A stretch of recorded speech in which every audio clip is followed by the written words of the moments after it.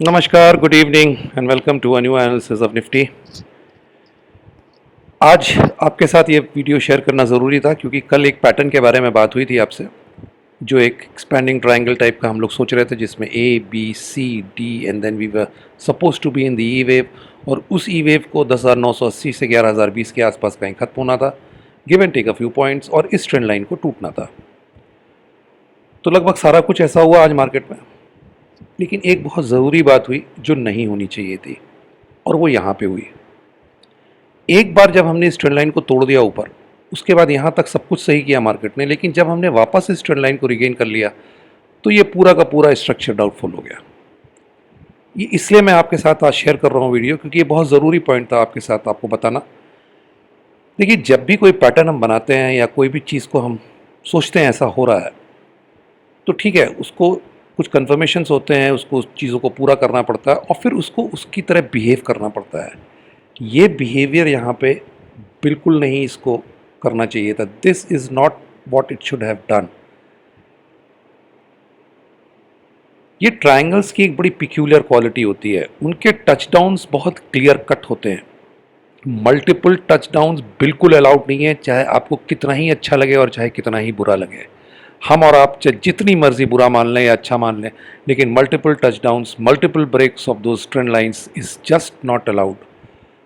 तो मुझे नहीं लगता कि अब ये पैटर्न बन रहा है, इसलिए ये वीडियो बनाना ज़रूरी था आपके साथ आज शेयर करने के लिए, क्योंकि द पैटर्न बिल्कुल सब कुछ उसने किया जो हम लोग को उम्मीद थी, लेकिन मुझे नहीं लगता कि ये पैटर्न बन रहा है। तो ये नीचे की ट्रेंड लाइन गायब कर देते हैं, ऊपर की ट्रेंड लाइन लगते हैं। ये आपके लिए थोड़ा सा काम करेगी, इसलिए क्योंकि ये एक सपोर्ट की तरह काम करेगी मार्केट के लिए, और जब भी मार्केट इसके नीचे आएगा, पहला साइन होगा कि मार्केट थोड़ा सा वीक हो रहा है। जब तक इसके ऊपर है, मार्केट में कोई वीकनेस नहीं है।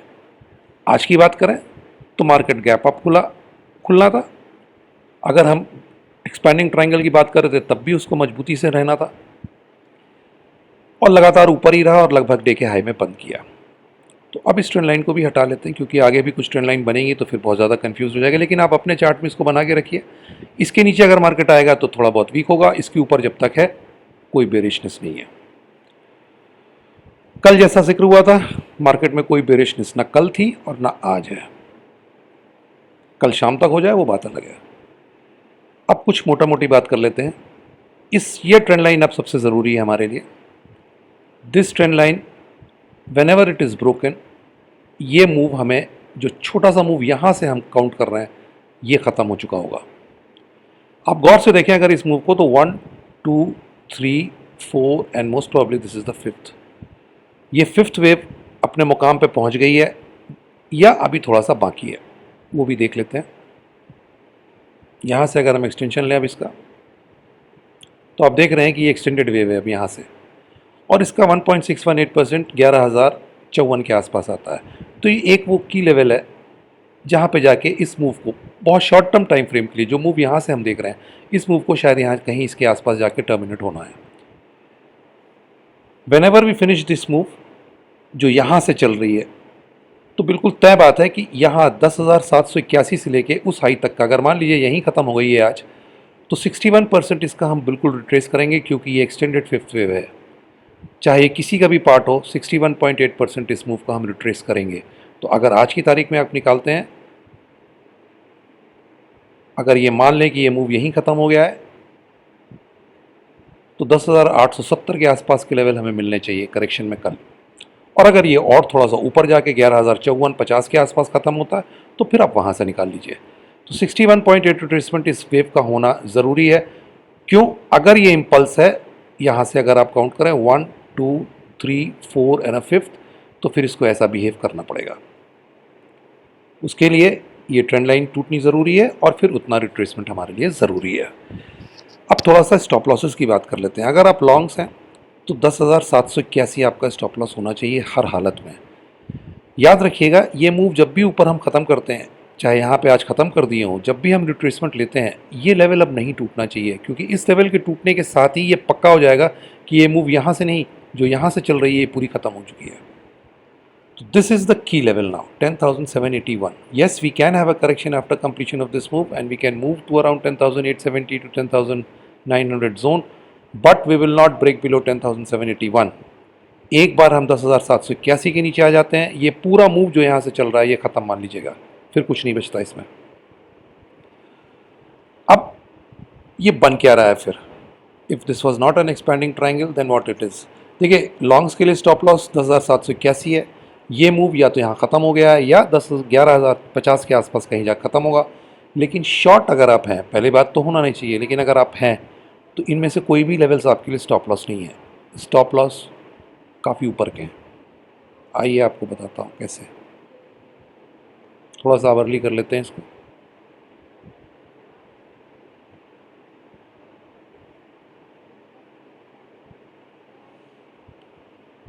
ये हैं वो लेवल्स अपसाइड के। अब 11,096 से लेके 11,250 की रेंज ऊपर की तरफ आपके पास आपका इंतज़ार कर रही है। इसलिए अगर आप शॉर्ट होते हैं बिना बात के, बिना किसी पैटर्न के कंप्लीट हुए, तो आप गलत कर रहे हैं। क्यों?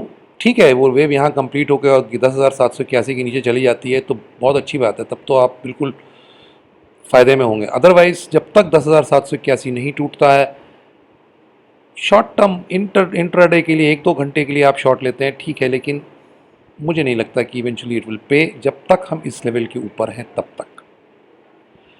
अब आप अगर गौर से देखें इसको, अगर मैं यहाँ बी रखता हूँ और यहाँ ए रखता हूँ,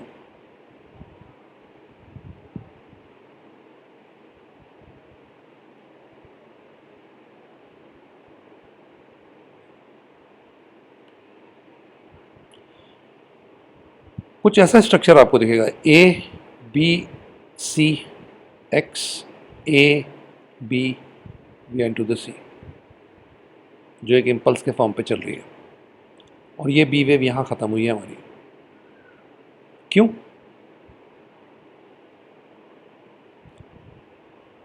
इसलिए क्योंकि पहला प्राइस एक्शन जो मूव किया है, जिसने इस पूरे ट्रेंड लाइन को तोड़ा है, वो यहाँ से चल रहा है। This is the trend line. यहाँ पे टूट गया, इसको इसने टेस्ट किया, इस ट्रेंड लाइन को, फिर ऊपर।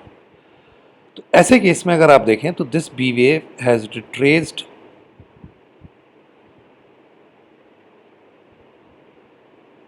अराउंड 38%। 50% से ज़्यादा रिट्रेसमेंट नहीं हुआ है। तो अगर ये एक जिगजैग चल रहा है तो ये ए वेव को 100% पूरा पूरा एक्सटेंड कर सकता है, इसमें कोई दो राय नहीं है। अगर ये 50% से ज़्यादा रिट्रेस कर दिया होता तो ये 100% ए वेव को बिल्कुल नहीं एक्सटेंड करता, जैसे आपको याद होगा हम लोग ने एक वीडियो में डिस्कस किया था। But this has only retrace 38%, I think, not more than that. So the C wave has a chance to be 100% of A. ये एक चांस उसके पास अभी बचा हुआ है। तो उस चांस के लिए अगर आपको खेलना है तो ये वो लेवल्स हैं जो नीचे मैंने दे रखे हैं। 11,096 से 11,250 की रेंज है। ये कुछ नहीं है, ये 100% से लेके 101.618% है ए वेव का एक्सटेंशन। 1.618% एक्सटेंड होना थोड़ा मुश्किल है, क्योंकि हमने 38 से 48% के आसपास का रिट्रेसमेंट कर दिया है।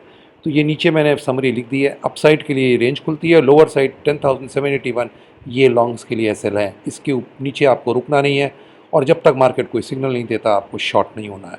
अगर आप देखें तो ये कुछ इस तरह का कॉम्प्लेक्स करेक्शन हमने पूरा किया है। This is the A, this is the B, we are into the सी।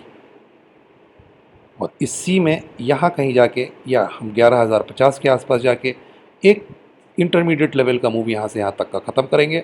उसके बाद एक करेक्टिव मूव होना चाहिए, जो मैंने आपको बताया 61.8% ट्रेस करेगा, करना चाहिए। अगर ये काउंट सही है तो करेगा, नहीं करेगा वो तो इस काउंट की वैलिडिटी पे डिपेंड करेगा। If this is a correct count, then after finishing this move here और around 11,050 odd levels, we'll get a retracement of 61.8% of this move from here to here, and then we are again open for an up move till we do not break down below 10,781. तो ये ज़रूरी update था, क्योंकि जिस pattern की बात हुई थी वो देखने में तो लग रहा है, लेकिन वो expanding triangle eventually play out नहीं करेगा। And this is the plan B और the alternate count that I have. और इसके जो भी लेवल्स हैं वो आपके साथ डिस्कस हो चुके हैं। तो ठीक है, ध्यान में रखिएगा इन चीज़ों को। और जब तक मार्केट क्लियर कट कोई चांस शॉर्टिंग का बताता नहीं है कि है, बेरिश होने का कोई मतलब नहीं है। 10,781 का ध्यान रखिएगा। ऊपर हम इसे एक छोटी सी मूव को ख़त्म कर रहे हैं, या तो आज कर चुके हैं या 11,050 के आसपास ख़त्म करेंगे। एक करेक्शन होना चाहिए, उसके बाद हम और आप दोनों मिलकर देखेंगे कल या परसों में आगे की कहानी क्या होती है। So till we meet again, thank you, नमस्कार, जय हिंद।